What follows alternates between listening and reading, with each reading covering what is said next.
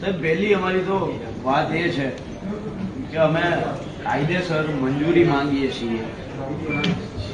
અમે ભારતીય કિસાન સંઘની જેમ સરકાર હારે સેટિંગ કરી અને રસ્તો બ્લોક કરાવવાનું તો કહેતા નથી.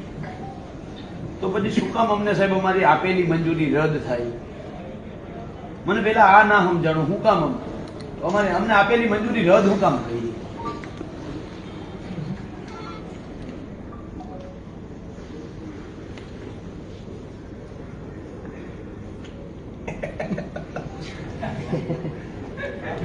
સાહેબ અમને આપેલી મંજૂરી રદ હું કામ કરી તો કયો?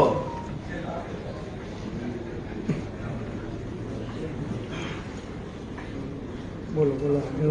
અરે પણ આ જવાબ જોઈએ છે સાહેબ. અમે નાગરિક છીએ.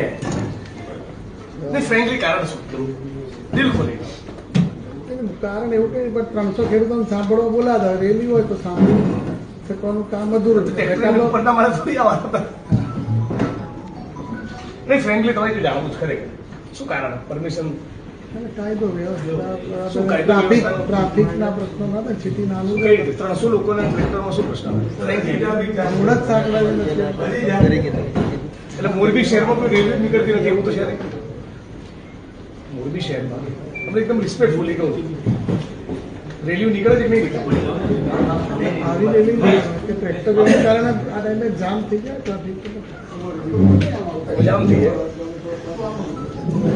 જામ તો અત્યારે થજો એસપી ડીવાયએસપી જામ જ છે.